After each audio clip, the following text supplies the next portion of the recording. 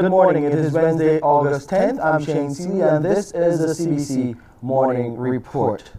Leading our news this morning, an assurance from a top disaster official. The island shelters are ready and in good condition to stand up to the expected surge in activity in the coming weeks of the Atlantic hurricane season. Speaking exclusively to the Morning Report, the Director of the Department of Emergency Management, Kerry Hines, gave an assessment of the island's preparations to date, saying she's satisfied with the progress made. She also responded to a question about public shelters being underutilized in the past. Here's what she had to say. It is important that as a government, we offer that public good, ensuring that there are public shelters available to the population in the eventuality that they need to utilize them, that vulnerable persons or at-risk populations need to utilize them. I think it is also important that part of our programming speaks to you having your safe rooms and your safe homes and retrofitting of your homes. Your home is your first shelter, and we usually try to indicate that the shelters, the public shelters, are really of last resort. Because you feel more comfortable being at home in your shelter, and it is important that citizens retrofit and ensure that their homes are able to withstand the onslaught of any hazard that may occur, the hurricane hazard or any other hazards that may occur. The DM Director also revealed that shelter protocols have been enhanced in light of the recent spike in COVID-19 cases linked to the rapidly spreading Omicron variants BA4 and BA5. We have placed a number of procedures in place and updated our plans and protocols to recognize COVID, that we are operating in a COVID-19 environment. The shelter procedures, they have been updated, even in terms of when we tell persons to ensure that within their emergency kits they have things like sanitizers and their masks and things that will reduce the instances of COVID-19 or COVID-19 outbreak in the various shelters. It is important that we recognize that this is something ongoing and we have to deal with it. And as such, I think our protocols and our plans really reflect that, and even in terms of our operations and programming. Director of the Department of Emergency Management, Kerry Hines, speaking exclusively to the Morning Report about preparations for the Atlantic hurricane season, which really picks up steam in the months of August, September, and going into October. We'll take a break here. When we come back, we'll look at the COVID-19 numbers, 3 more deaths registered here in Barbados, and we'll look at what is happening with COVID-19 regionally and internationally as well.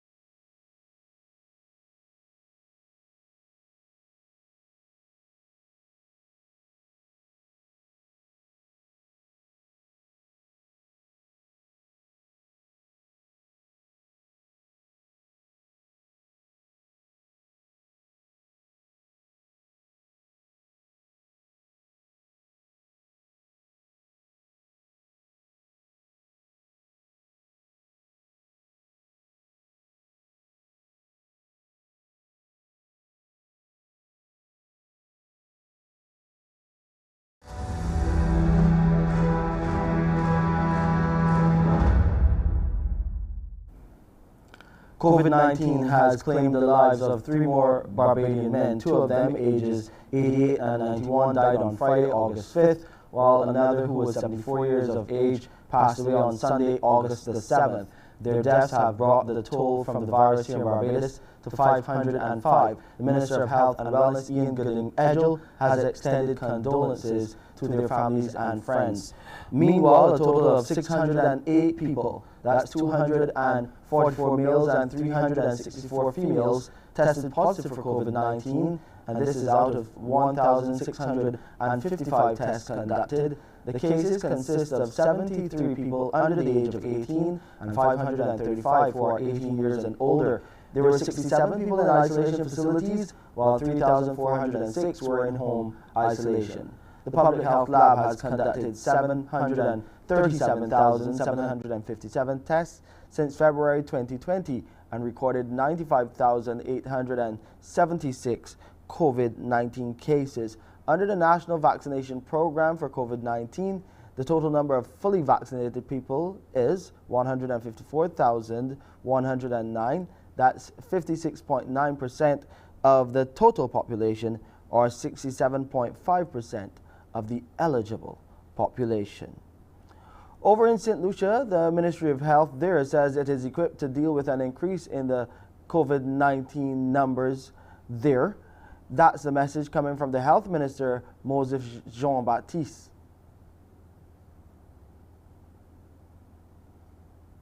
The Health Ministry has been anticipating a spike in COVID-19 infections post-Carnival. Over the last few weeks, the island has been recording a noticeable rise in COVID-19 cases as mass crowd activities continue apace. Health Minister Moses Jean-Baptiste, speaking to journalists this week, stated that medical officials warn God for the increase in infections given the very contagious nature of COVID-19, especially the Omicron variants.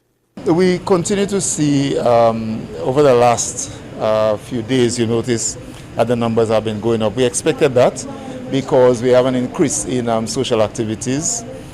We see mass activities, both prior to Carnival, and then you had Carnival, and then our emancipation activities.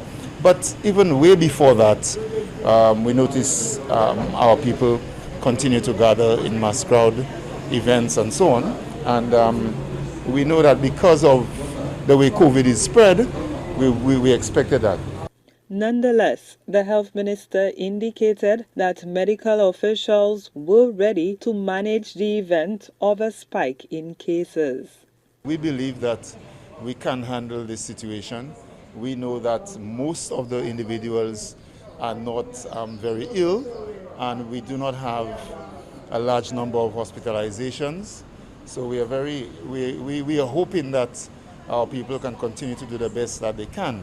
Meanwhile, there is a new threat looming, the monkeypox virus. The health ministry is beefing up measures to manage potential cases. We are monitoring monkeypox, as you know, and anytime we have a suspected case, we let the public know, and we take samples and send to CARFA. This week, the Biden administration in the U.S., St. Lucia's #1 tourism source market, declared the monkeypox outbreak a national health emergency. Internationally, tens of thousands of tourists in China are in the middle of a nightmare travel lockdown. Since August 1st, the city of Sanya on the tropical Hainan Island has seen an outbreak of a highly infectious Omicron subvariant with more than 1,200 cases. This is a huge outbreak by the standards of the country's zero COVID policy. In zero COVID China, just trying to take a summer vacation can become a nightmare experience. 80,000 tourists are now trapped in a sudden lockdown in the city of Sanya. This is a popular vacation destination on China's tropical Hainan Island, often called the Hawaii of China. This outbreak is driven by the highly infectious Omicron subvariant, and it's infected more than 1,200 people in Sanya since August 1st. That counts as a major outbreak by the standards of China's zero COVID policy, where even one or a handful of cases can send an entire community into hard lockdown. Sanya's entire city of some 1 million people went under lockdown on Saturday. Public transportation has been suspended. People can only move around for emergency services. More than 80% of the flights leaving the city were canceled, leading to complete chaos at the airport, with some videos showing crowds of people chanting that they want to go home. Now, authorities have said tourists can only leave after 7 days, but that could be extended if cases do not come down enough. The government has said that people with canceled flights can book discounted hotel rooms, but for some families, it's still not affordable. A state news website reported that a family of 13 said they'd have to pay more than $26,000 for an extra week at their hotel. Now, Sanya was supposed to be a long-awaited escape for people who were finally willing to travel during COVID. Many of the tourists stuck in Sanya are people from Shanghai who went there to rest and recharge after surviving the brutal 2-month lockdown in Shanghai earlier this year. We spoke to one tourist stuck in Sanya from Shanghai who said that it feels like Russian roulette when you travel in China. You're always taking a gamble that your destination might just get locked down. Selena Wang, CNN, Beijing. 6:18 is our time. Let's go over to Pearson now to hear what he has for you coming up on the Wednesday edition of Morning Barbados. Pearson, what are you looking at today? There's quite a bit we're looking at this morning. Thank you for joining us, Shane. At 6:30 this morning, the Reverend Larry will join us. He's launching 3 books simultaneously, all in one go, in one spot tomorrow.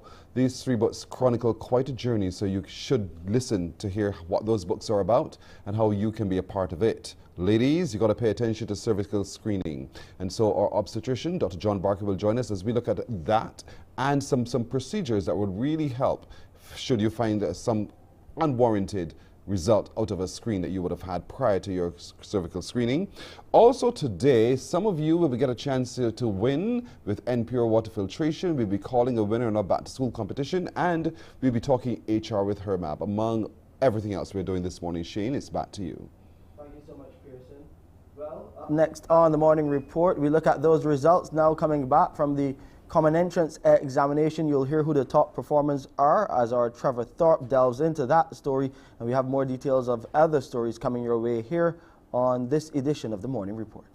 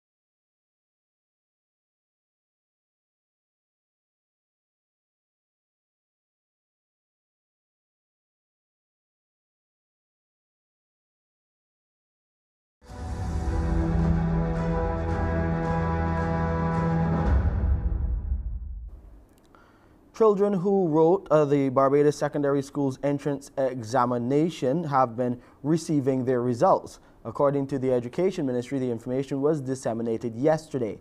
This was done after the minister revealed who the top students were. Our Trevor Thorpe was there for the announcement and filed this report. Minister of Education, Technological and Vocational Training, Kay McConney, was in an upbeat mood as she revealed the names of the outstanding students in the Barbados Secondary School's Common Entrance examination this year. She first spoke about the top performing girl.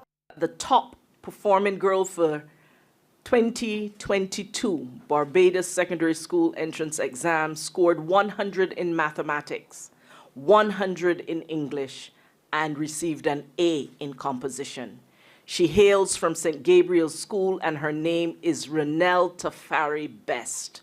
Congratulations, top national performer female. Boys were slightly under the national mean, and the minister reminded that it was not the school that you attend, but what you do while there. The overall top performing boy. This top performing boy, he comes from St. George Primary, where he received 97% in mathematics, 100% in English, with an A in composition. And I say congratulations, Azario Gooden. Congratulations. Not only congratulations to Renelle and Rosario, I offer my congratulations to all of the students, all of you, who wrote the Barbados Secondary School entrance examination. Transfers will be considered, and the Deputy Chief Education Officer, Joy Adamson, outlined the process. Provision is made for a parent or guardian to transfer, but please be aware that we will assess all of the requests before we make a final decision, and it is not first come, first serve. Your requests may or may not be granted. It depends on the spaces available, if we can facilitate, and if the student perform within a particular range, and all requests will be made online. A total of 3,086 students from 68 public and 29 private primary schools wrote the examination. Trevor Thorpe, CBC News. Agriculture Minister Indar Weir believes predial larceny in Barbados is now a well-organized and very profitable business. Furthermore, he says thieves who are responsible for stealing produce are carrying weapons and are prepared to use them to protect their operations. The minister shared this view as he led off debate on the Protection of Agricultural Products Bill 2022 yesterday. They also have proper storage facilities in which they can store goods, and they have as well very modern, very contemporary vehicles as well. So what this is telling us, it is telling us, one, that they have organized themselves in such a way that they are prepared to carry out this offense, carry out this criminal act, but at the same time, they have invested in what is required in order that they may confront in what they may deem to be their self-defense, the owners of the crops. Minister Weir says, however, legislation on its own will not get the problem solved, but it has to be supported by a massive public education campaign. You must have on-farm surveillance training and empowerment, and you have to put systems in place similar to how we have the neighborhood watch communities. You have to have farmers looking out for each other and reporting unusual activity within farming districts. We need a serious public education regime in order for us to create a consciousness among people who will be purchasing from here on, and helping them to be able to understand the reason why there is a system in place. In her contribution to the debate, St. Michael's South Central MP Marcia Cattle made the bold assertion that some of the people responsible for the more sophisticated acts of predial larceny are often farmers themselves. With that in mind, she warned that the $100,000 fine for crop theft may not be sufficient. These are people who themselves understand the pain of losing animals and losing crops. And they get together with others and organize because they have visited a farm and seen what others are able to do, decide they want it for themselves and they do not want to come to it by honest means. And that is why I even question the $100,000 fine or the 5 years imprisonment. Ms. Cattle also questioned the promised provision of a dedicated agricultural rapid response unit within the Barbados Police Service. I will be equally happy, sir, to see or to hear where the resources for that unit will be allocated in the estimates of expenditure. because it seems to me that it cannot be a question of taking resources, current resources from the Barbados Police Service and creating a rapid response unit for this purpose. Because we know, and we experience every day, how constrained the Barbados Police Service is with all of the different areas of enforcement that they're called upon to fulfill.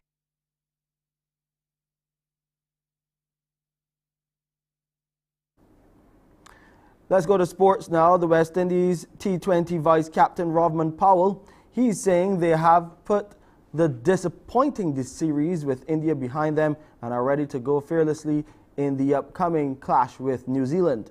The Windies will host the Kiwis in 3 T20 internationals and 3 one-day internationals, with the first T20 set for tomorrow. Well, I think that's today in Jamaica. International cricket is one sport that comes fast at you. So whether you're successful or not successful in your previous series, you have to put that fast behind you, and I think that is exactly what we as a West Indies team trying to do at the moment. It's a new team, it's a new opposition. From the India series, we have a lot of lessons that were taught, a lot of things that we are trying not to do as a team, and a lot of things that we are trying to do as a team.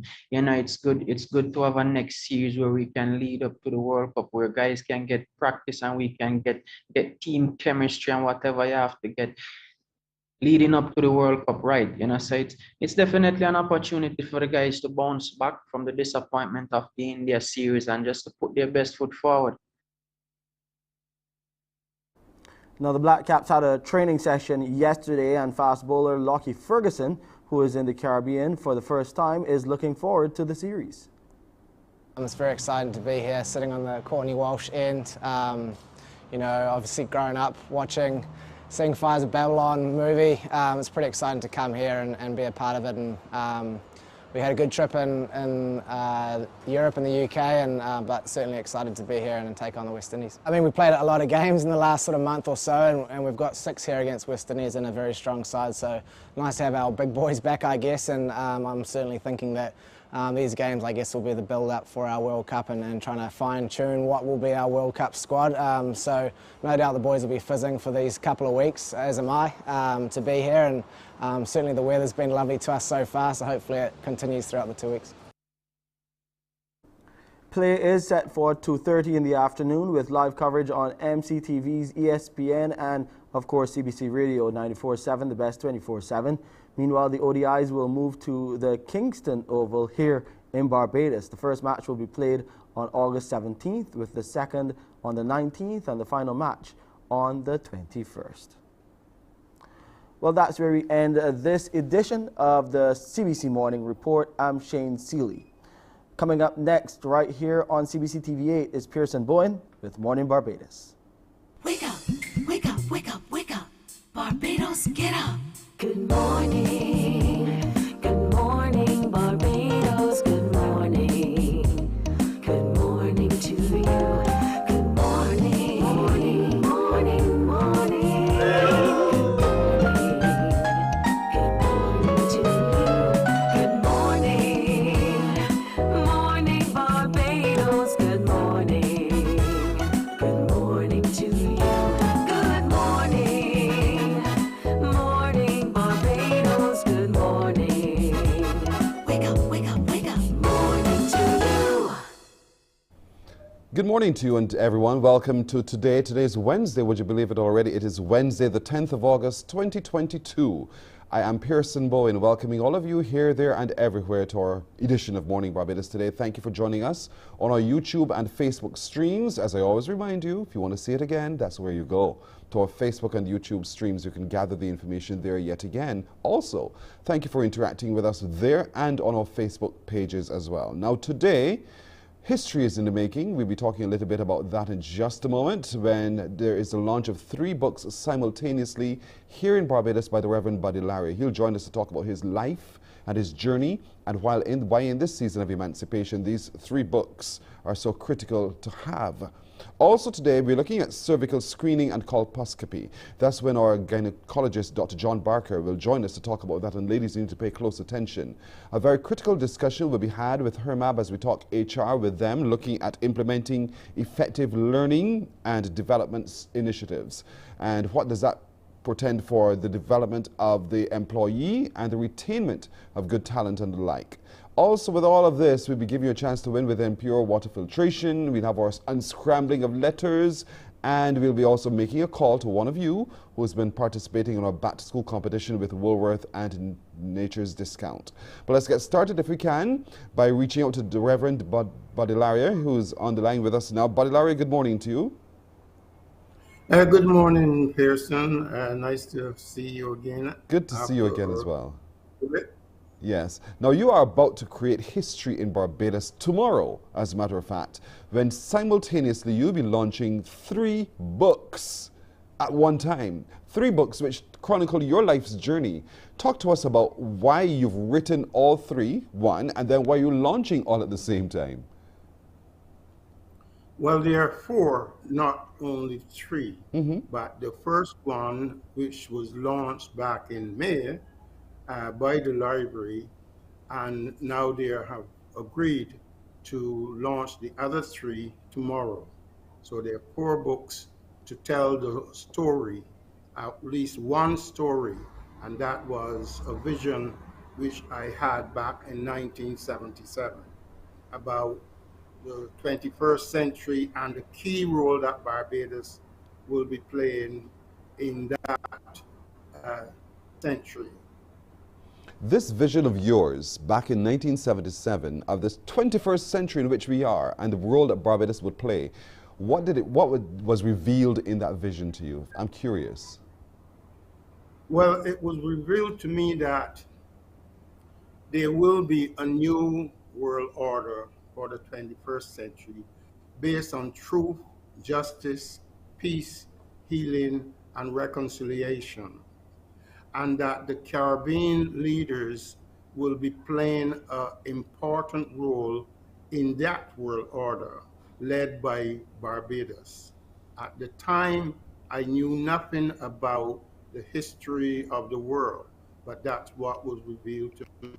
Was also clearly seen in the vision that we will receive reparations or come into our fullness of economic transition from the poverty that we are in into economic security. And also that there will be an end to white supremacy, or what we call racism. I was also seen in the vision that my family will play a very important role in that historical process that was unfolding, or that will be unfolded in the 21st century.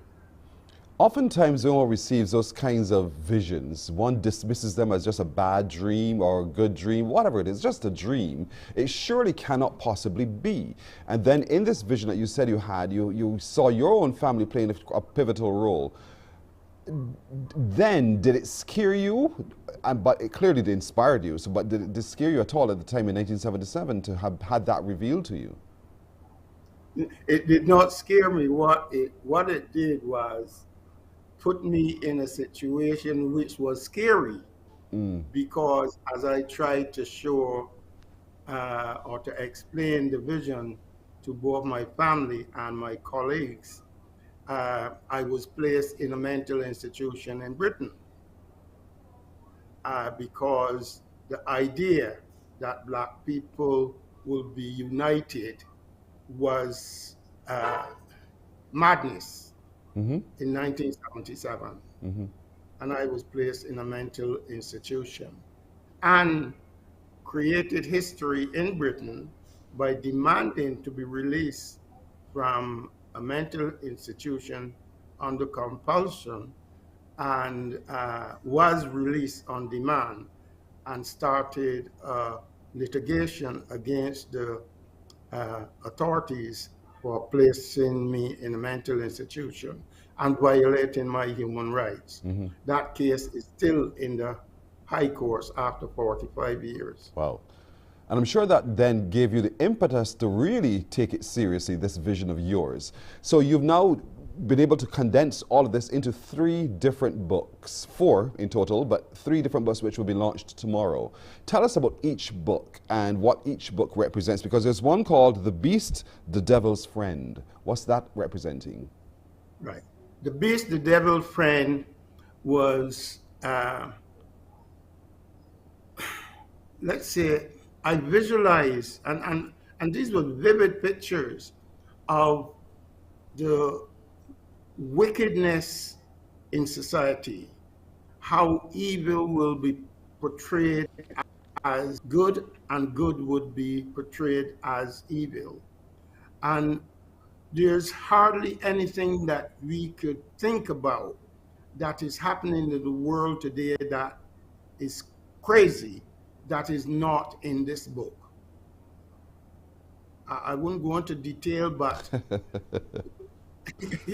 it is scary, because if Barbados, and Barbados is focused, there's some things that Barbados have been asked to do.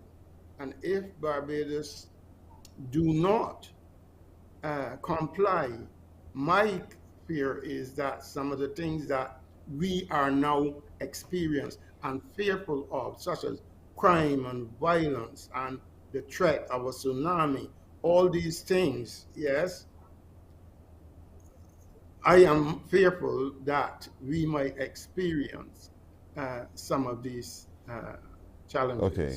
So that book, The Beast, the Devil's Friend, really paints very vividly the picture of the flipping almost of our values and of the way we see things for what they truly are. And so you want us to get a copy of that book. Then there's the other one, Against the Edge, Patient or Prisoner. That one now sounds like your experience back then. That one is definitely my experience. As I said, I was placed in a mental institution and created history in Britain. As a result of that, I was also placed, had a stint in prison in Britain, and I was put in prison for daring to come up with a program of action for the transformation of the world, and was promoting that, and I end up in prison for that. But that was good, because if I did not go to prison and put me in a top security prison, the newest in Britain, I would not have relocated to Barbados immediately after I relocated immediately after I was released from prison. With all of your experiences, do you scare yourself, knowing, what's your trajectory here? Does it scare you? No, my trajectory is what is going to happen, and the fact that I can almost see in my mind's eye and is unfolding around the world, all that I saw and are in these books. So it does not scare me, it excites me. And I'll tell you, when we look at the next book, how exciting this month has been for me. Really? Very, very exciting. No, you have me really curious. So how exciting has this month been for you? For instance, in 2001, the United Nations had the first World Conference of the 21st century. And that World Conference was the International World Conference Against Racism, Racial Discrimination, Xenophobia, and Related Intolerance. Yes. 2001 in Durban. And at that conference, I was able to make a proposal at the conference in 2001. Barbados played a tremendous role in that conference. And following, the first follow-up to that conference was the Barbados African and African Descendants World Conference Against Racism in 2002, which was very controversial. Now, this month, the 20th anniversary of the Barbados Conference was held by the GSE that was formed at that conference, commemorated that conference by holding an international reparation conference on racism. Reparation for the injustices that had been done to us from the 4th to the 6th. Lo and behold, from the 1st to the 4th, the African Union held an international or global reparation conference in Ghana. Yes. And this is for the first time that the African leaders have now come on board with the issue of reparation. In other words, the train, the reparation train, has now finally left its station because all the passengers are now on board. So victory is certain. And what is key also is that there's this billionaire, Dennis O'Brien, an Irish billionaire, who have pledged support for the reparation movement in the Caribbean.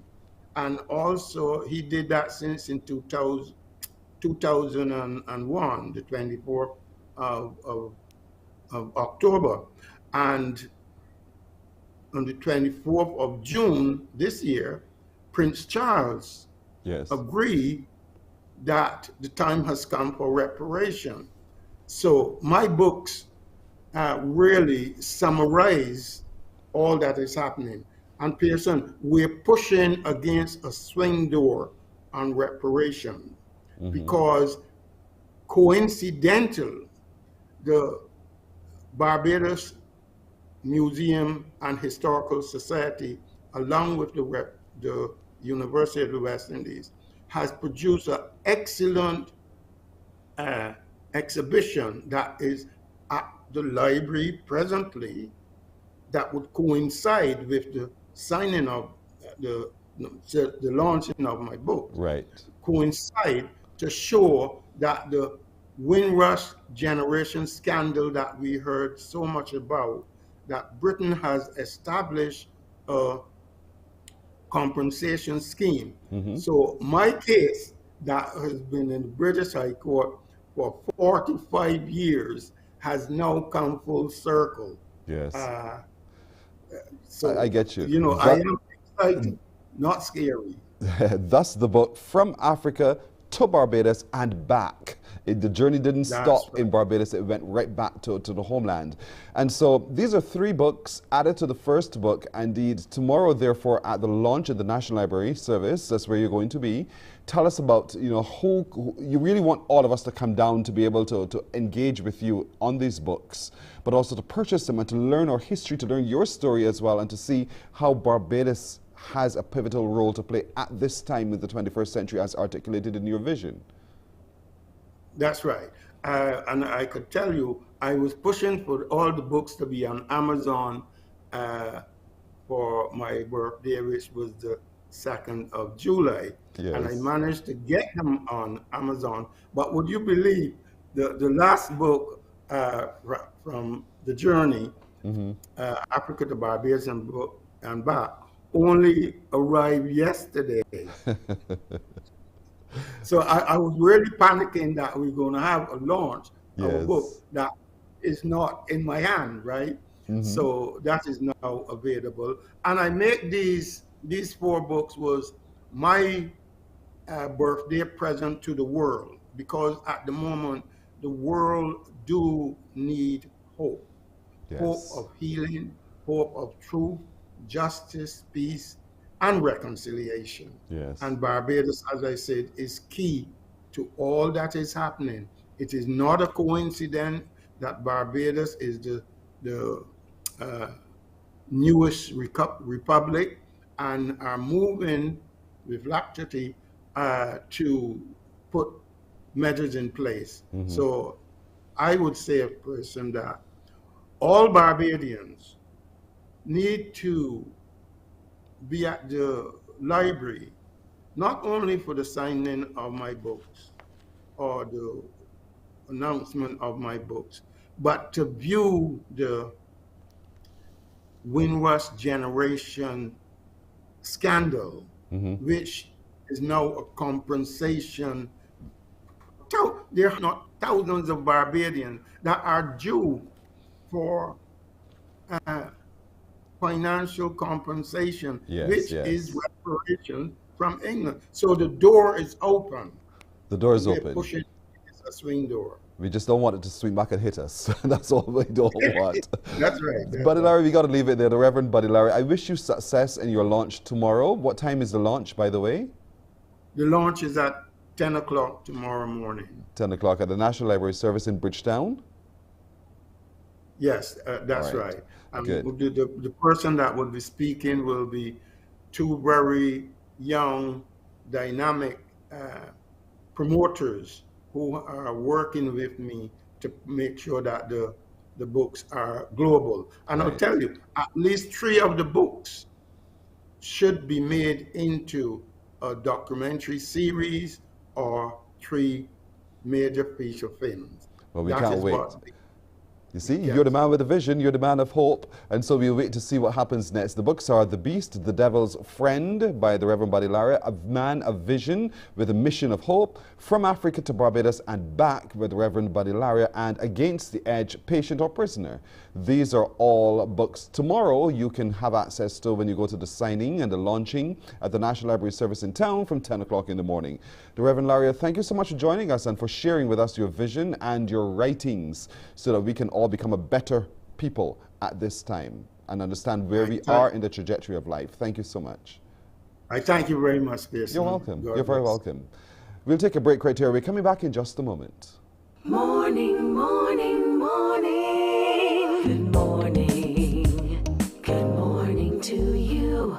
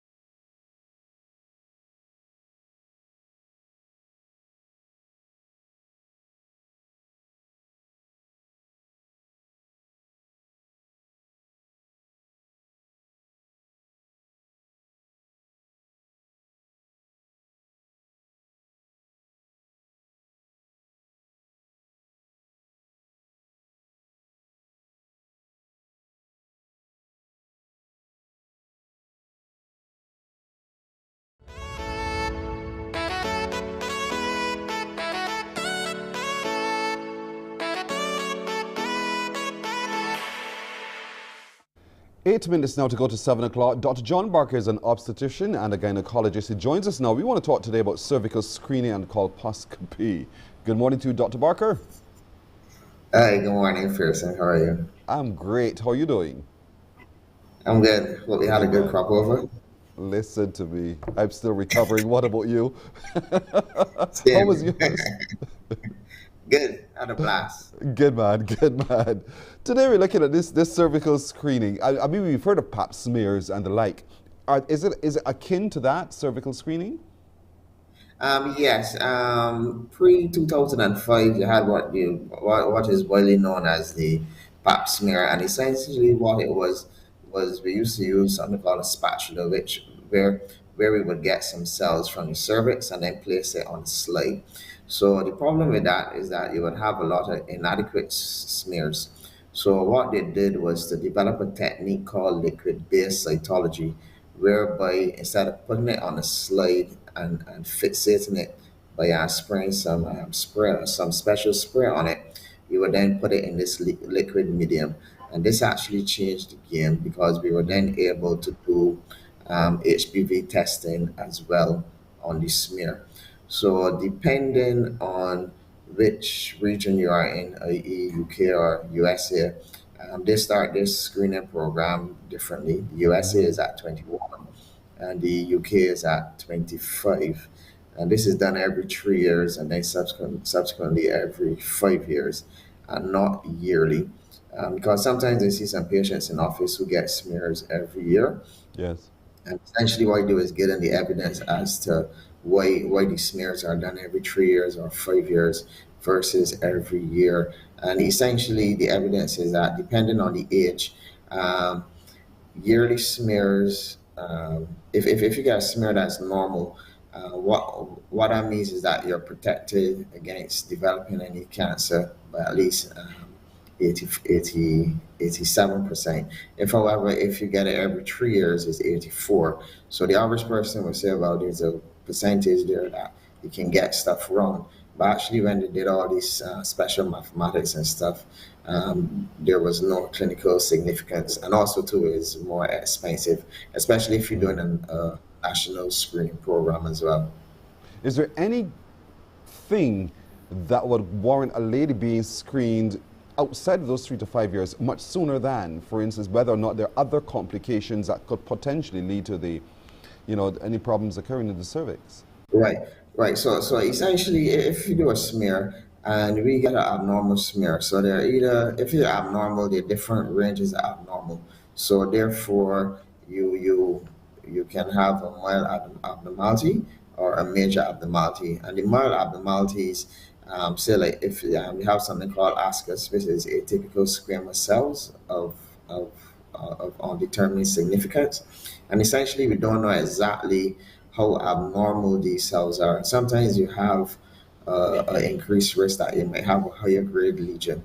So in the picture that you're seeing is one of the cervix, and at 7 o'clock is a very small, shaped like a pinhead. So that's how a low grade lesion looks.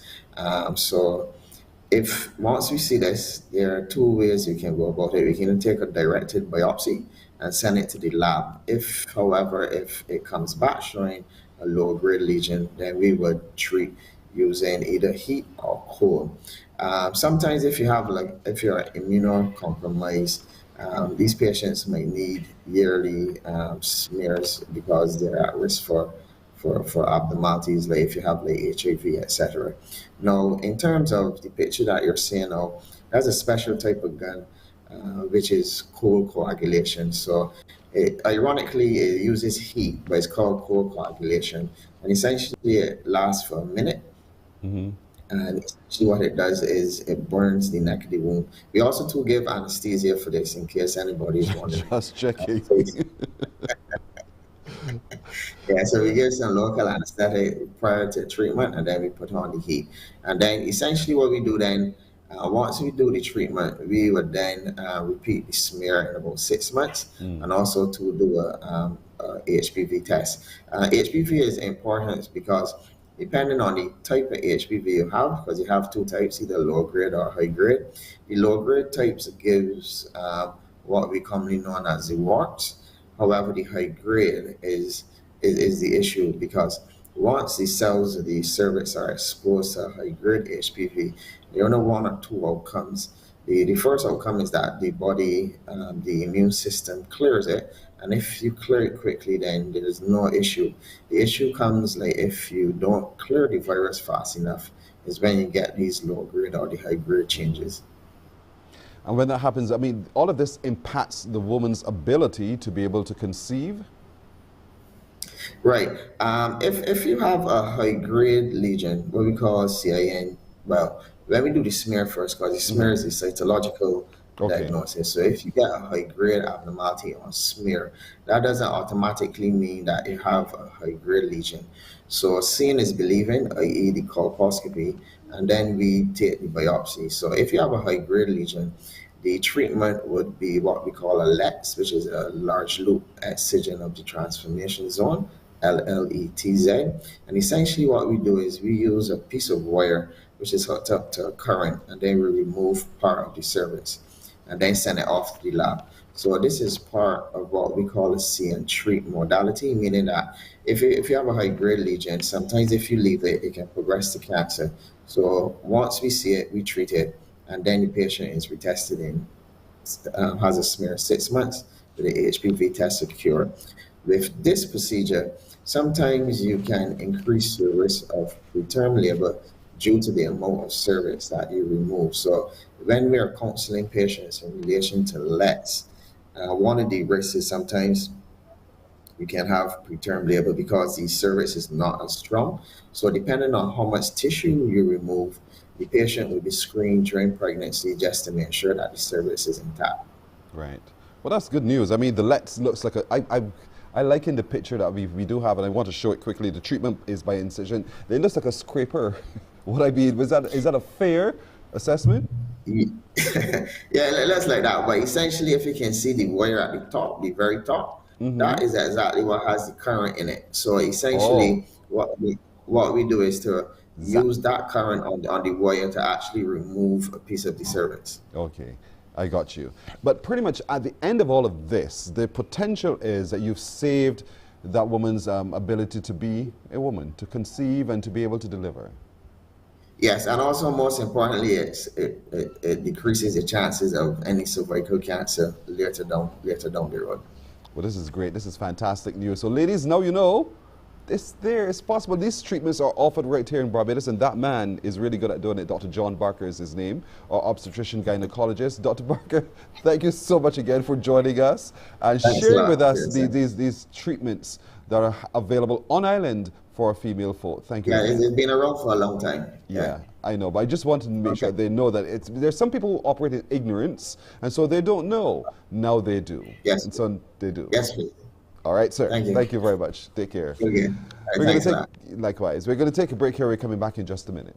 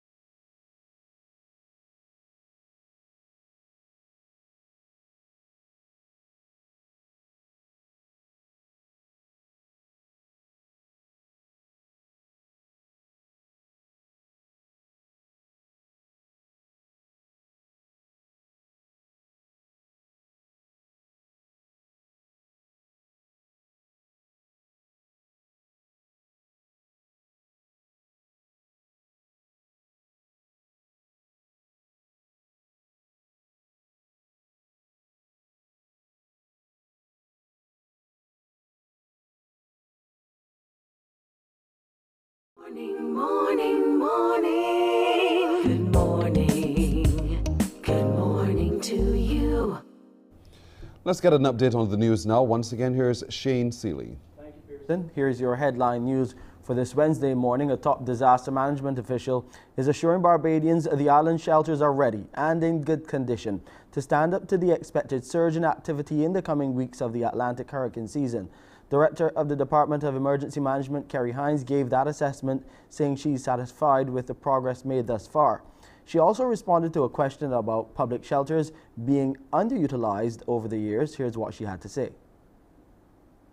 It is important that as a government, we offer that public good, ensuring that there are public shelters available to the population in the eventuality that they need to utilize them, that vulnerable persons or at-risk populations need to utilize them.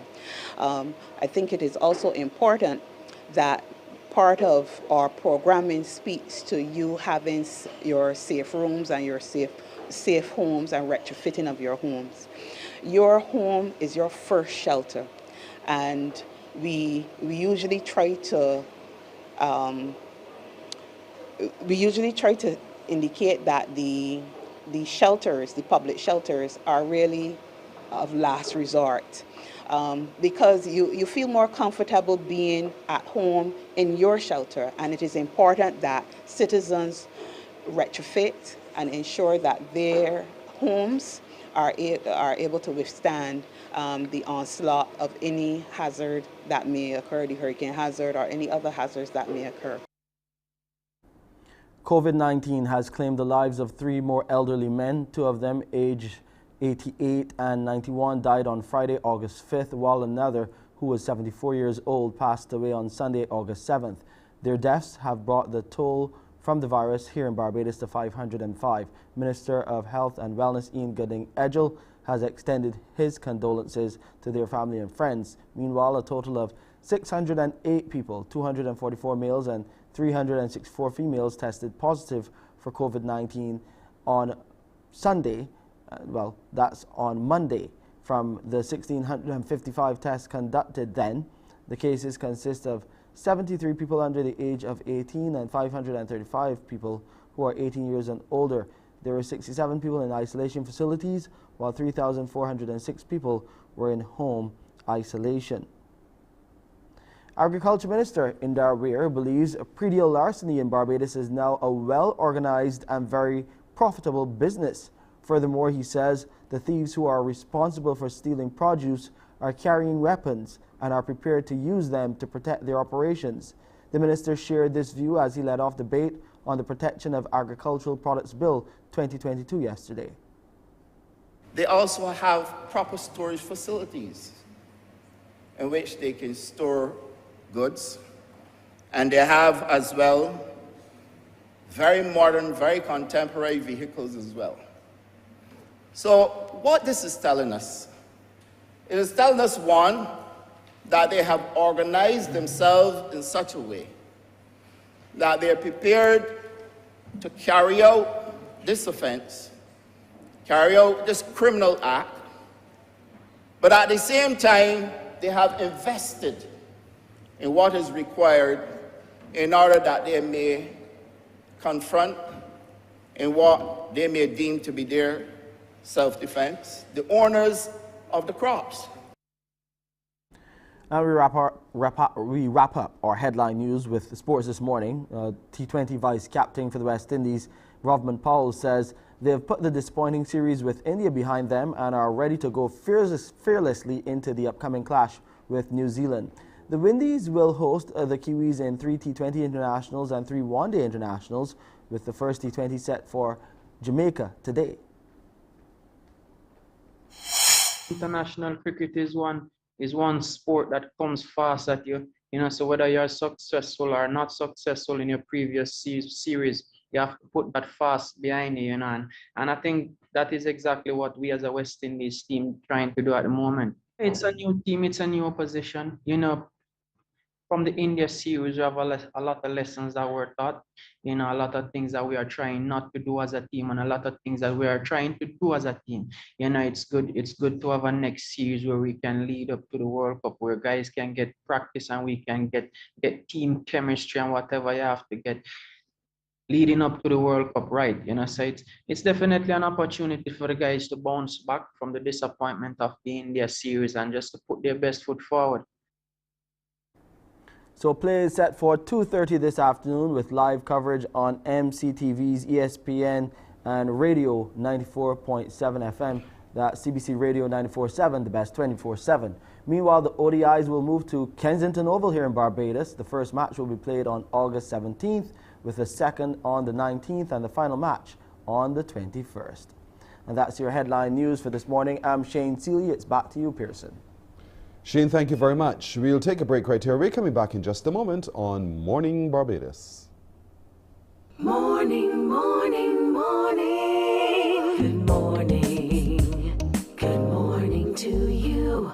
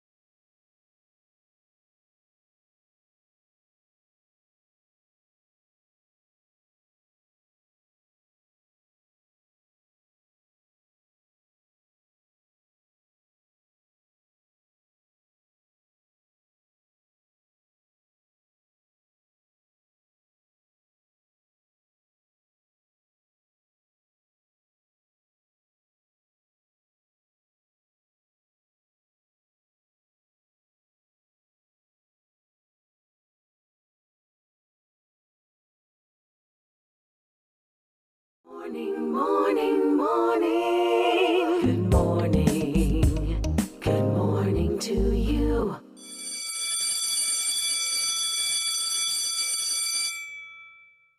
You hear that? That means that school has also, the bell has rung for me too and for you. So we'll be calling someone at this time to let them know they've won, having entered the Woolworth, Nature's Discount, Solaray and Zand back to school shopping competition. Simple, just go to Woolworth or to Nature's Discount. When you make your purchase, get your receipt, you fill in the details and you drop it in the box. And we could be calling you as we are calling someone right now. And when we do, you get a chance to win. You get a chance to win either uniforms, stationery, or products. So who is going to answer this phone and who will we be talking to? The voicemail box off. It's not the mailbox we want to talk to at all. So can we try one more time? Let's see if we get them, if they'll answer perhaps at the insistence of a telephone ring. We're calling you. And if it is you, please answer your phone. Don't just let it ring because you don't recognize the number. So let's go. Let's try one more time to see if we get this winner. If not, I'll just tell you who you are and what you've won. So let's try one more time to get this person on the phone to let them know they have won today something, having entered the Nature's Discount Woolworth Back to School competition. Let's see, this is someone. Answer your phone. How could you hear yourself unless you have it on silent or on vibrate? Answer your phone. But then guys, you have this bad habit of turning off your ringer. Why do you all do that? I know, not to be disturbed, person. All right, that's fine. So let's let you know today, Jamal Howard. Jamal Howard, you have won in the Nature's Discount Woolworth Back to School competition. You've won a stationery pack. So Jamal Howard, that is for you. Congratulations to you. Someone will be contacting you to make arrangements for your collection of your stationery pack. So well done, Jamal. All the best to you indeed. Now it's 12 minutes after 7 o'clock. I have time now to give you a chance to win with NPR water filtration. That's right, folks. You now get a chance to give me a call on 228-5562 or 228-5563. I have a question for you, and your job is to answer that question correctly. If you do, I'm going to give you a case of water. NPR water filtration. You know Bajan pure water, when you see on the shelves, that's what we're talking about. Bajan pure, purified water. The question is, for the moment, list 3 colors used on the crop over bottle logo. You got that? List 3 of the colors, and they're multiple colors. List just 3 of those colors used in the logo on the bottle for crop over. 228-5562 or 228-5563. Hello, good morning. Hi, good morning, Pearson. Hi, how are you? I'm good. Good. You think you know the answer? I'm going to be honest and just make some guesses because I cannot remember things. That's all right. Let me hear your guesses. Blue for sure. Go ahead. There's blue, there's yellow, there's pink, red, green. Pearson, you're not going to stop me? No. You tell me you're guessing, so I'm waiting to see when you are going to stop. Okay. Oh, okay. But here's what we're going to do now. I want you to just give me 3. Of all of those colors you've called, give me 3. Oh. Pearson, you're not going to stop me? Blue, red, yellow. You go with red, nah. Well, you have 2 right. Okay. Blue, but try again. Pink, yellow. You going with those 3 again? Try another one. Oh, dear. I call green. Blue, green. Yes, you do. You know what? I'll tell you as well. I'm going to save you from yourself because you have called 3 already. I just didn't want to stop you. So you've called blue. I'm going to choke you. Why? As if but you don't think these 2 hands can work? Huh? You've called blue, you've called green, you've called yellow. There's white, navy blue. You know, there's black, orange. Blue. So many. White. I did call white. I can't remember. And I said that you did all of that. You're not listening to me. See you? Oh, I was getting excited then. Sorry, my apologies. Clearly. But you're absolutely right. So well done to you indeed. Thank you so much. Stay on the phone. Don't put down. We have to get some more information from you, but congratulations. You've won yourself a case of water from Bajan Pure Water. Thank you. All right, there she goes. So there's white, navy blue, light blue, green, black, orange, and yellow. Those are the colors, indeed. And so she's won. It perhaps could be you next time around. All right, we're going to take a break right here. When we come back, we're talking HR with Hermab. Morning, morning, morning. Good morning. Good morning to you.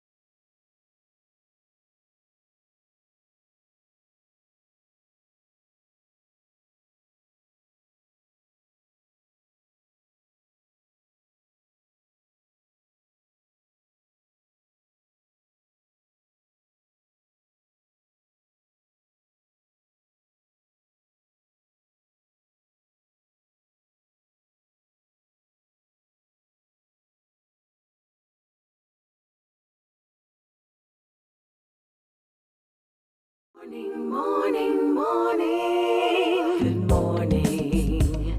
Good morning to you. We're 17 minutes now after the hour of 7 o'clock, and let's talk HR with Hermap. I love this segment, and you know that for a fact. Every Wednesday morning right here on Morning Barbados, that's where we get a chance to talk to HR with Hermap and talk to some real HR professionals. Joining us this morning is a past president of Hermap, Shane Howell, and also the Membership and Activities Chair, Atoya Hines. Good morning, both of you. Hi, good morning, Pearson. Good to see you again, Shane, and good morning to you, Atoya. Welcome indeed. Atoya, we go fast-paced, but we get real in-depth in what we talk about here when we talk HR. And today we want to talk implementing effective learning and development initiatives. Some would say for businessmen, that should be a no-brainer. But oftentimes, we don't do what we thought was a no-brainer. So, Atoya, if you could explain to me, what's the real purpose behind these kinds of initiatives in terms of implementing effective learning and development? Sure. Good morning, everyone.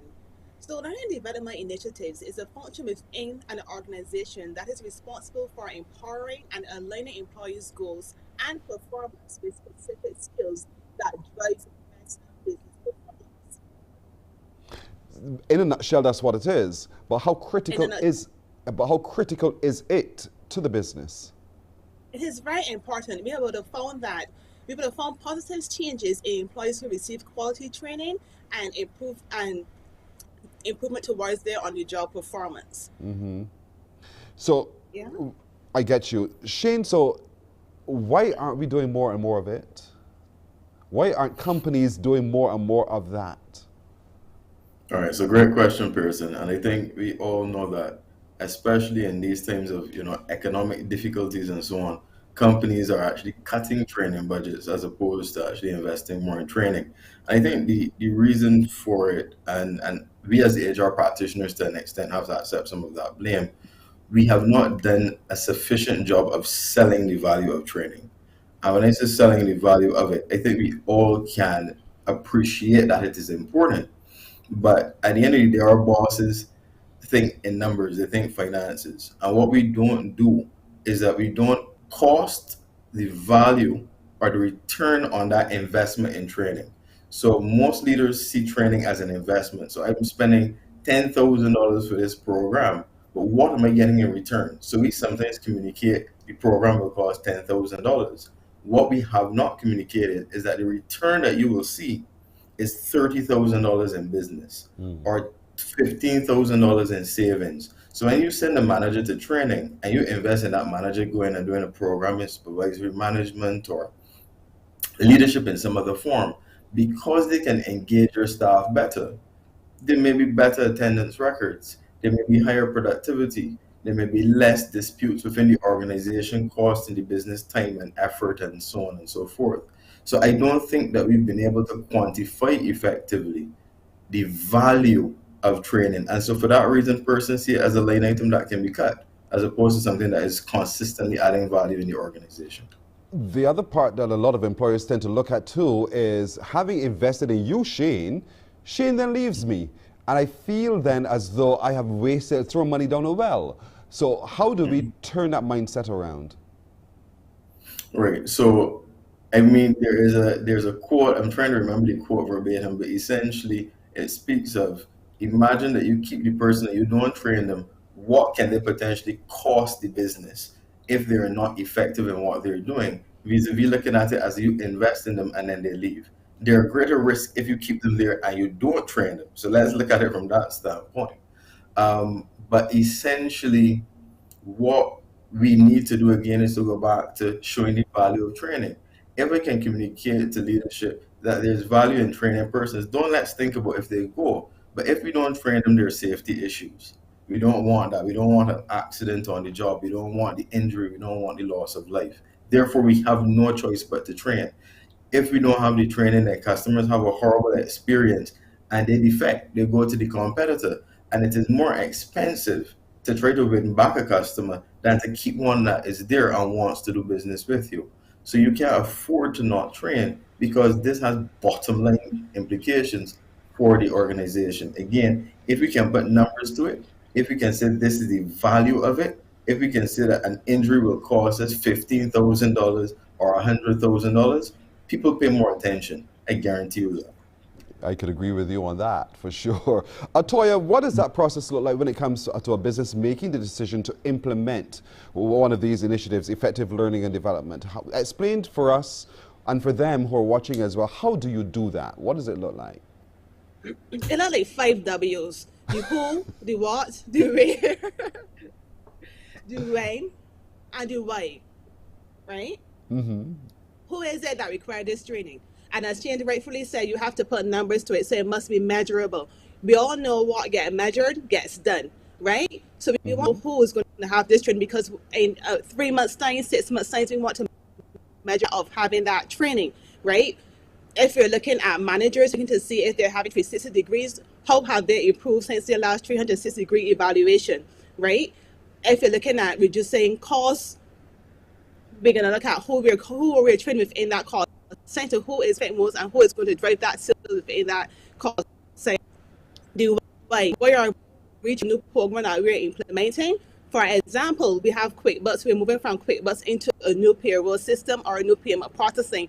Why are we doing this training? Or are we doing it because it's compulsory, right? What is the content of the topic? Because oftentimes persons attend training and they don't understand the benefit of it. And this is why training is not always resonated with the employee. So what is it we're training? What is it specific to the person or relevant to the person's job?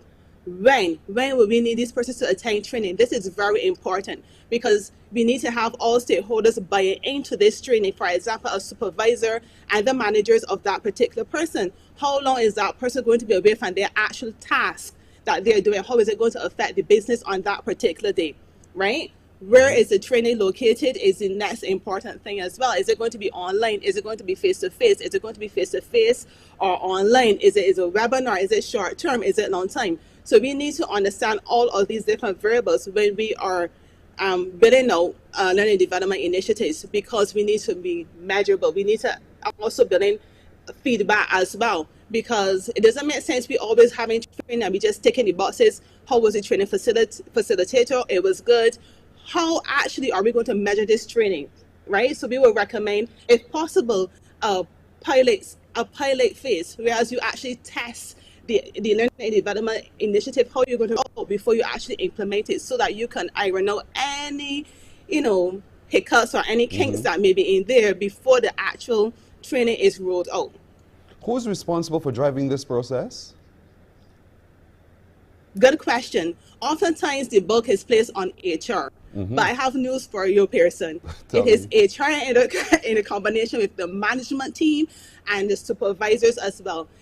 We need everyone on board as we build out training for employees, because it is not one particular person is going to benefit, but the entire organization who is going to benefit from this training.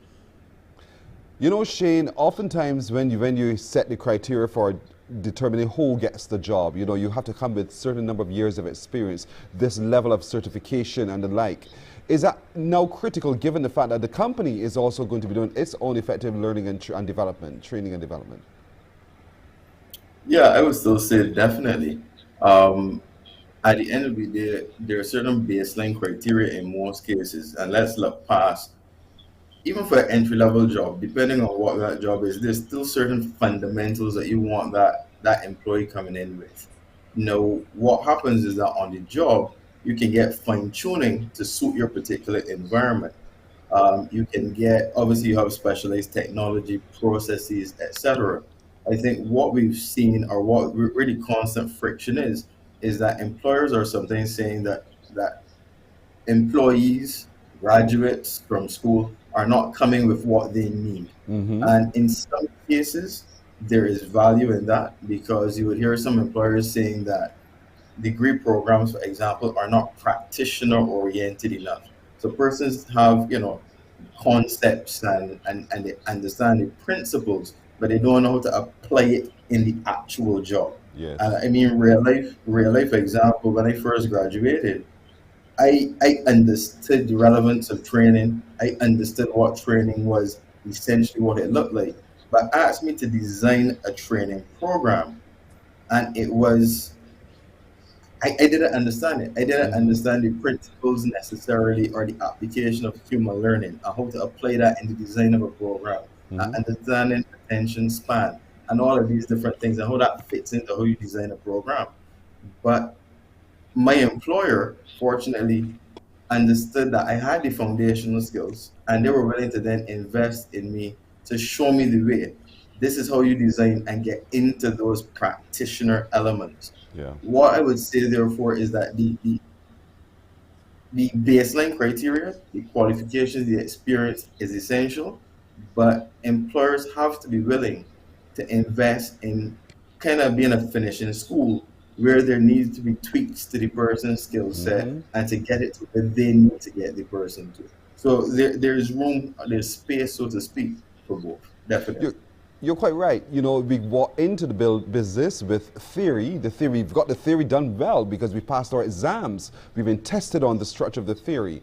But then you have the practical side of it. Now, how do you apply that theory? I mean, we encountered that here in this business of mine, where in principle, you know, you push this button, you have balance and control, all of those kinds of things. But how now do you present? How do you engage an audience? And those are soft skills that don't necessarily come through that educational program at a particular institution. So it is the balance that we're talking about. Is everyone trainable? I'm not sure if that one is directed at me, but that is who could answer that. You're bowling bouncers now. Is everyone trainable? Everyone is trainable, but not in every area. So essentially, that's where you have baseline criteria. If you assess a job, you know. So, for example, I am trainable. Can I be a doctor? Can I be a surgeon? I would say definitely not. I don't have the motor coordination to be able to do that job, especially surgery, effectively. So we need to accept that we all have skills, you know, educational background, etc., that allows us to do certain things, but there are certain things that we may not be able to do, or at least the amount of time and investment means that it may not be worth the business's time and our time. So it's really about getting the right fit, because ultimately if you get the right fit, both parties tend to be more satisfied. And that's where the who, one of those W's at Toya, right, comes into play. The who, when we're developing and designing our learning and development initiatives, and that, as you've correctly said, goes in conjunction with the discussion with the supervisor, the manager, so you are able to identify who requires what needs to be done and to be fixed. Now, Shane, also, absolutely, you know, there's a lot of mobility nowadays in business. People are moving for whatever reason, whether they've sought greener pastures or they're just fed up with where they are. And so that mobility can put a real big hamper or damper on any particular business from which that person is leaving. What do you see we can do so that we're able to retain good quality staff based upon our training and development that we're talking about? Okay. I think so when we talk HR, you hear training, you hear recruitment, you hear engagement, and it's almost as though these things are looked at in silo. They're not, they're all related. So ultimately, if you train a person, you invest in them. You as a business, for the most part, don't want to see that person leave. That person is obviously more marketable and will look at what opportunities in the market make more sense for me. Yeah, that's natural. What you as a business have a responsibility for is trying to create a more engaging environment where that person believes, I can add value here, I can benefit from being here. And that benefit is not only financial. That benefit is also with respect to the future and growth and so on. So one of the things that unfortunately we don't do sufficient of is succession planning. And that is essentially saying to a person, there is a career track for you because we see you as having the potential to be here in the future and to grow with us. And that in itself, I think, helps to give a person greater confidence. I want to stay here rather than jumping from company to company and not knowing if I will succeed and fail. If I'm in this environment, it's a healthy environment, I'm happy, I see that there's a future now for me, you're treating me fairly.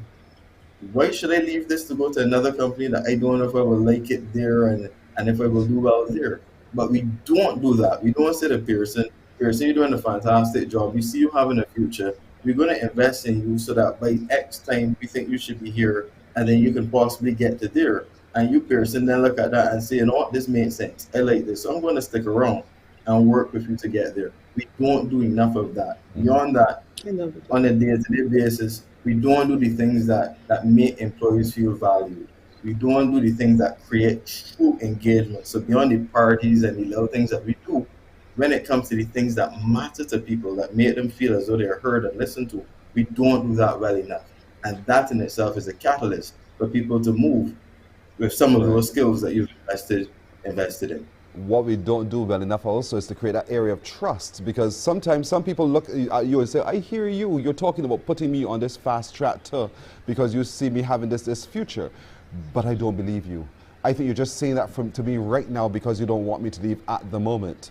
So what are those conditions that need to be right so that when I talk about having succession planning, that this individual can trust me, that when I say that you are next in line or you are whatever down that line, that that person can truly feel that I'm really interested in their development and future. Atoya, you want to tackle this first? So we look at training and development feedback. We know that companies would have invested in performance evaluations and performance reviews, but that happens once a year sometimes or every 6 months, right? We don't wait until that time comes around. We actually have a continuous process. The supervisor or the manager actually meet with that employee. You have connect conversations to see where that employee is at, where that employee is struggling. That's called the human touch. You don't have to be an HR professional to have that human touch. Every manager or supervisor ought to have it. And if you do not, then they can be trained in that particular area, because that is what helps to have employees buy-in. There's mentorship sessions that you can actually have too as well with employees. You can partner, having had those conversations with employees, you can pair them with senior members within their team or within the organization to help mold that employee, to help guide that employee in the work that they actually are doing or you are preparing them to do, so that when they get to that point in the transition period, that they don't feel lost, they feel valued as though they have been seen every step of the way. You look at what training programs that they actually need. Sometimes you may have to, yes, we do internal training, but you may have to say, let's do external training. Let's look at what BIMA has to offer. Let's look at what UWA have to offer. Let's look at what membership opportunities are there available for this employee to help them grow and achieve in that particular area. We need to listen to our employees, Pearson. I find that sometimes we don't often do a lot of that, and employees actually communicate very clearly within the organization. Shane, do you want to add here? Yeah, so the only thing that I would add to what Atoya would have said, because essentially she spoke around, the activities that give the person the confidence that the business is serious about me. But adding to that, or what supports that, is consistency and action.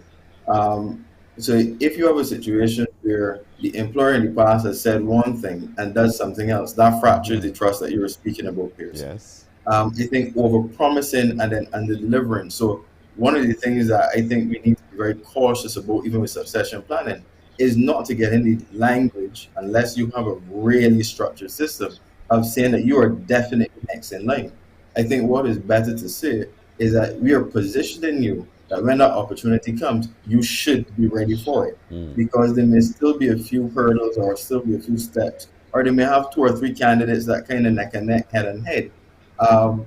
If I promise you something, so let's say I promise you in the next 12 months, you will be candidate, and at the 9-month marker, something crazy happens that you're involved in that derails that. You still have the expectation that you're next in line. Yes. And when I say no, that can't happen. You're frustrated. Other people watching, they have an opinion on it as well.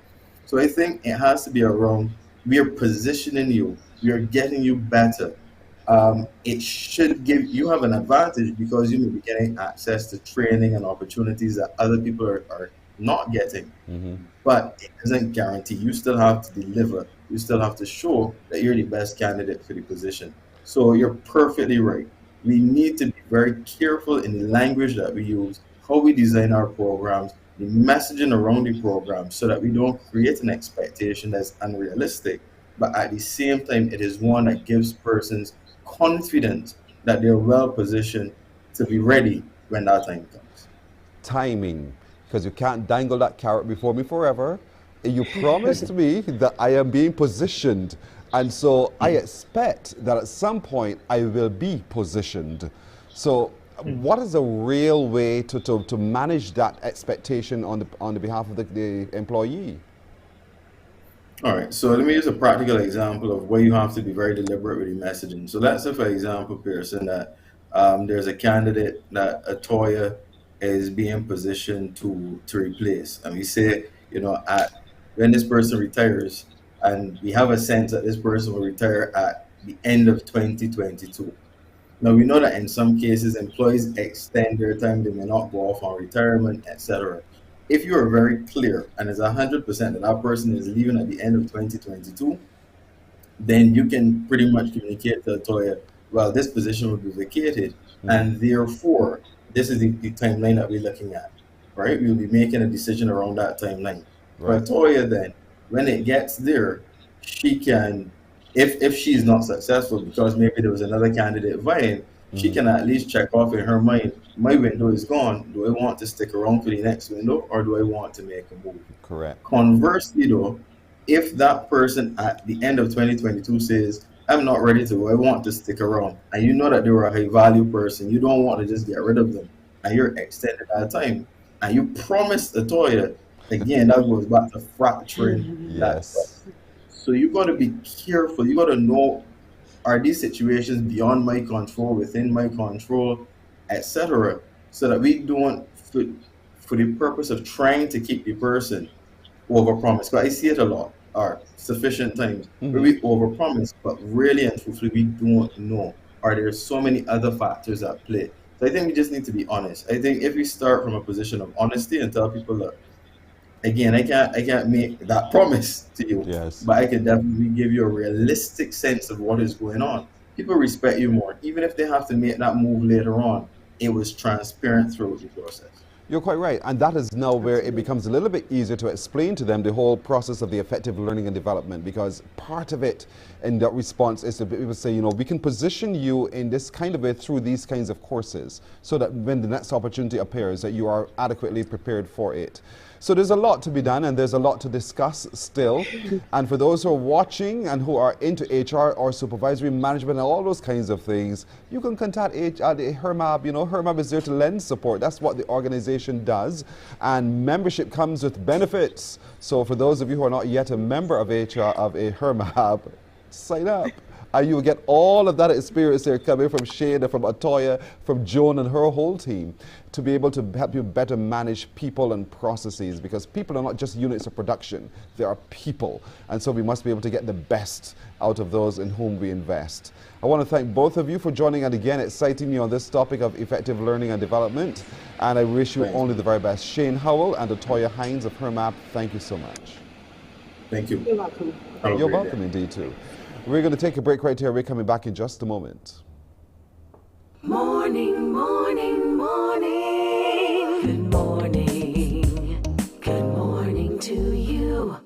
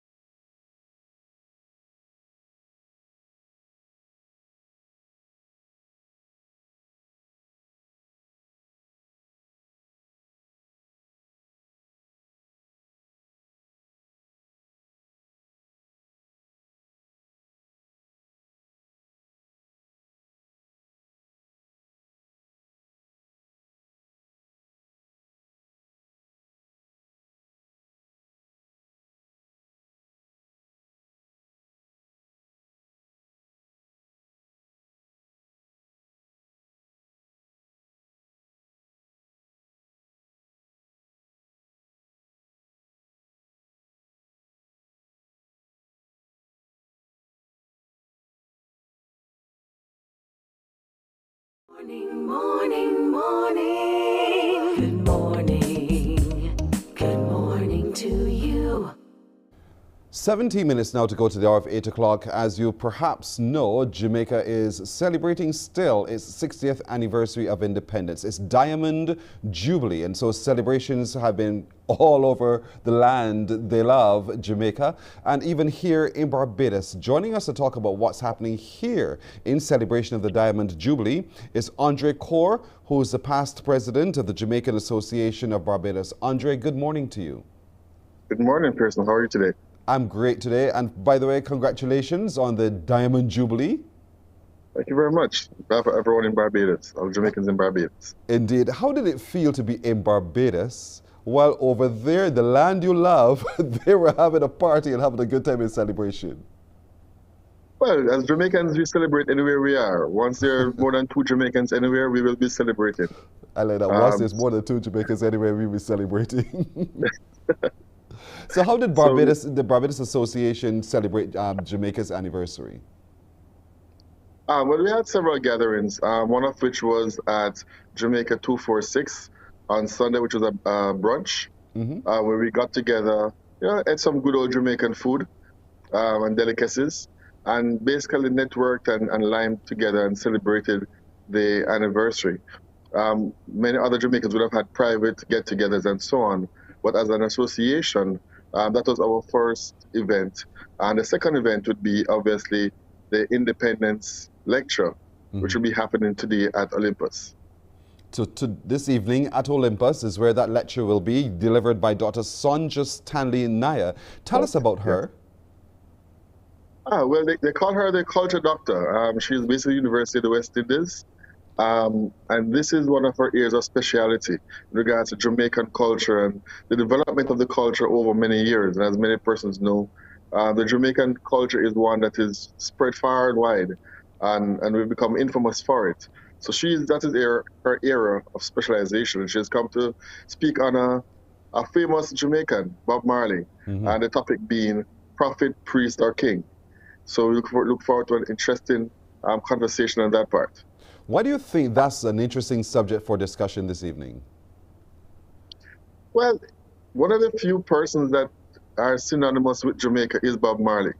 And there are lots of discussions about songs that he may have sung, which ends up coming across in some scenarios as being prophecy, man to man being so unjust, and just different topics which have helped in the apartheid fight, in the fight within Africa, this fight in regards to the development of reggae as music and the Jamaican brand, and where is his real rightful place at the end of it all, and how he and his legacy remembered as part of Jamaica, as part of the brand Jamaica, and his own musical legacy. When I think of Bob Marley, having been born in 1945, just out of the Second World War, he would have been, no doubt, growing up in a space or time when life was returning to a degree of normalcy, but still with all of the trappings of war. And so he got to see how people treated people. So like you said, man to man can be so unjust and the like. And all through his life, right through to his death in 1981, having migrated then and to have experienced different cultures, he would have seen different things as well and sung about them. So I think it's also a very interesting discussion. Lots of Barbadians hold Bob Marley in high regard, and so the culture doctor will be able to be here at the Olympus Theatre this evening to engage in that lecture discussion. I'm sure many people would want to come out, not just Jamaicans, but Barbadians as well, or people, because Bob Marley is a global man, or was. And so any nationality is invited to be a part of it. It's at the Olympus Theatre. What time? 7 p.m. and there's no entry cost. It's free. So yes, all Barbadians, all St. Lucians, all Vinces, anyone who is in Barbados geographically are more than invited to attend this lecture this afternoon, or this evening. She's the culture doctor. She's also the head of cultural studies at the UWI Mona campus. Part of her work is really tracking the culture of Jamaica, the people, the things you do, the colors, the food you eat, everything about the culture of Jamaica. And so she wants to share from her experience as well this evening. How large is the Barbados Association, the Jam Bar in Barbados? Do you have a lot of people? Yes, we have active membership. We have about 1,000 active on the ground, and that is active, not Jamaicans on the ground, which is a much larger number. But it is estimated that there are probably about 20,000 Jamaicans on Ireland. But in terms of day-to-day activities, there are about 1,000 who are consistently active. Yes. But other persons come in at different events based on their schedules and times. But we engage with all as we come across them and encourage them, because we are here to support all Jamaicans who are in Barbados in whatever shape or form we can. How would you describe the Jamaican culture in your own words? In one word, dynamic. We are a dynamic bunch. You can't miss us. We're going to make our presence felt in one way or another. But we are warm people. We are friendly people. We are engaging people, and we definitely love to support each other and love to support those who are around us. And that is why we have stood up for to champion many fights throughout our history, and representing all people for justice. What do you think it is that drives that, though, that you have to represent all people for justice, this dynamism of which you speak? What is it about Jamaica's experience that caused Jamaicans to feel that they need to rise up and be who they are? Well, we've faced many atrocities in our history, which is well documented coming through from the 60s to the 80s and onward. And I think that has, said the term, if that doesn't break you, it makes you stronger. And we have, through all that, we have built a culture based on that resilience and that willingness to fight, to survive, and to thrive. And I think that now becomes a part of our DNA, having survived those through those tough periods. That now we are willing to champion and fight for others, but also for ourselves, because we're not out in the clear. Sorry, Jamaica still faces challenges every day. But as a people, we are confident in our ability to continue fighting. You live here now, Andre? I do, yes. So how do you keep your culture strong so that you don't lose your Jamaican-ness? I don't think Jamaicans ever lose their Jamaican-ness. But again, through Jambar and through other Jamaicans, so there are quite a few Jamaicans here. We're always connecting, we're always talking, we're always engaging, whether in small circles or in large formal scenarios. We're always engaging and trying to build that connection so that we never really lose that bit of connection. So whether it's through the food, whether it's through music, we engage each other consistently and keep abreast of what's happening in Jamaica as well. So we always remain aware. These are open discussions that we share with each other. And definitely, there are many Jamaican restaurants, you hear the music daily, so it's not very hard to stay connected. Yes. Yes, indeed. I mean, the food is rich, the culture is rich. We love to see your athletes perform on the international stage. We feel as if we're Jamaican, or we feel as if they're part of us. When they perform, we support fully. We know the cricket, how good you are at cricket. You know your culture permeates almost everywhere. And what do you think it is that makes it so attractive to people everywhere? Well, we are, again, I'll go back to the word dynamic. We are dynamic. When you see Usain at the end of a race and he makes his famous pose, when you watch the netballers who just made to the final at the Commonwealth Games and they're dancing, that's not something you normally see. And that's just part of our culture. That's who we are. We love to dance. We love to celebrate. And I guess that's why we like to win so much, because we like to celebrate. But you can't miss us in a crowd. And these are little things, the poses, the dances, the gestures that we make, the slangs we come up with. These are the things that allow us to stand out. Whether we're winning or we're not doing at our best, we still resonate with everyone because of how dynamic we carry ourselves and how we perform. You guys are very, very expressive indeed. And so that's all part of the culture. And part of the culture is that discussion on Bob Marley this evening at 7 at Olympus Theatres. The question is, Bob Marley, prophet, priest, or king? That's the question. Your thoughts. And you can come and hear from Dr. Sonja Stanley Naya, who is the head of cultural studies at UWI Mona campus. She's a culture doctor. She's a renowned activist, an author, a lecturer on Bob Marley. She studied him well, and she studied him intensely. And so she wants to come share with you at 7 o'clock this evening. Olympus Theatre is absolutely free. Everyone is invited to be there. Anyone from anywhere, any nationality. You know the name Bob Marley. What do you know? Is he prophet, priest, or king? Which is he? Come hear from Dr. Sonja a little later on this evening. I want to thank you so much, Andre, and wish you all the best. I know the celebrations continue because you Jamaicans are expressive, as you say, so there's always a party going on somewhere, somehow. And congratulations on the 60th anniversary of Diamond Jubilee. Thank you so much. And now, tell us about your website, by the way. Right. That's jambarbarbados.com. So you can come on the website. We also have a chat group to support our members. And just log on, Google us. We're on Instagram, Jambar on Instagram as well. So follow us, see our activities. Feel free to engage us as well. Indeed. As we welcome everyone, all Jamaicans, all nationalities, because we are one people, and we want to live as one people and share as one people. I love it indeed.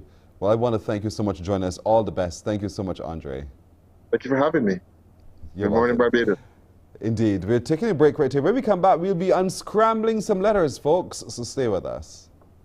Morning, morning, morning. Good morning. Good morning to you.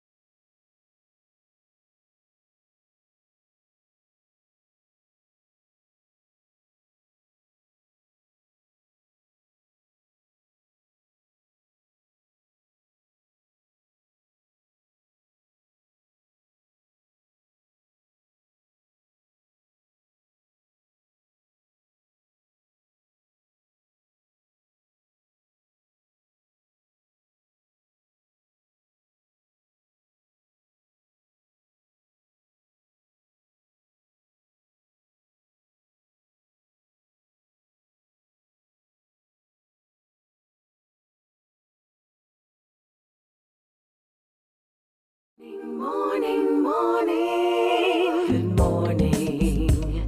Good morning to you. We only have 4 minutes, folks. Only 4 minutes for you to get on the line. Jump on your phone now, 228-5562 or 228-5563. You have a chance to unscramble some letters. We have a chance to have some fun together. So let's see how smart you are with the first word. Look at that. It is easy, wheezy, Japanesey. This word is so simple. Get on now and tell me what word, when you unscramble the letters, do you make? There are 2 words right there on your screen. They're scrambled at the moment. Should you unscramble them, what words do you think you can make? 228-5562 or 228-5563. Call quickly. Let's get on with this. Unscramble those letters. Let's see the words you make. 228-5562 or 228-5563. You could be of any age, any stage of life. Call me from anywhere. I don't mind. I just want to talk to you. 228-5562 or 228-5563. Now, look at that. Easy words. Real easy, you know, seriously. When you know the words or you hear the words, you will be surprised at what it is that you didn't know. Good morning. Hello. Good morning, Mr. Boyne. Hello, my friend. How are you doing? Fine, thanks. Good, Marlene. Good to hear you. Had your breakfast already? Yep. All right, my girl. So tell me, what 2 words do you see? Teamwork. Correct, Marlene. You got it, girl. Well done. All right, thank you. Thank you. Bye. Take care now. Bye-bye. Marlene has it right. Marlene is her first name, and she's got it right. Teamwork is the first word we've asked you to unscramble. Want to give you another one? Let's go. 228-55. Oh, look at this one. Lost. Pause, people. But look at that one. What word do you think we can make when you unscramble this one? This one is going to knot up your head. But take your time. Unscramble it. 228-5562 or 228-5563. It's a good old Bajan word. Good old Bajan word. I'm wondering if I heard it anywhere else. But I know I've heard it here for sure. So 228-5562 or 63. Let's see if you got that. Good morning. Hello.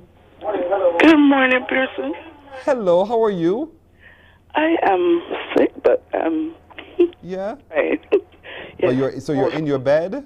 I'm in my bed with COVID, yes. Oh dear. Are you doing better? I am handling it, yes. You're handling it? Yes, I am. All right. Well, don't let me keep you too long. What word do you see on your screen? I have no clue. At least you're honest. At least you're honest. Well, listen, I want to wish you better. Is this week 1 or week 2? This is week 1. Oh, you know, starting up pretty much. Well, I hope you do what you need to do to get better really, really soon, and that you avoid serious complication, okay? Yes, I am. Thank you. Thank you, too. Have a good day. Take care now. 228-5562-63. Can we get one? No? All right. That word you see on your screen, coming back at you. Don't think you're going to get away from it indeed. But thank you for trying, everybody. Thank you so much. That's coming back again. Well, that's it for today. Thank you so much for being with us. My producer has been Alicia Alsgrant, Technical Director Ruel Ford, Sound Engineer Michael Sobers, at Master Control, the one and only Tamisha Green. I'm Pearson Boyne. For all of them, to each of you, we say good morning. We'll see you tomorrow. Bye-bye. Wake up, wake up, wake up, wake up. Barbados, get up. Good morning.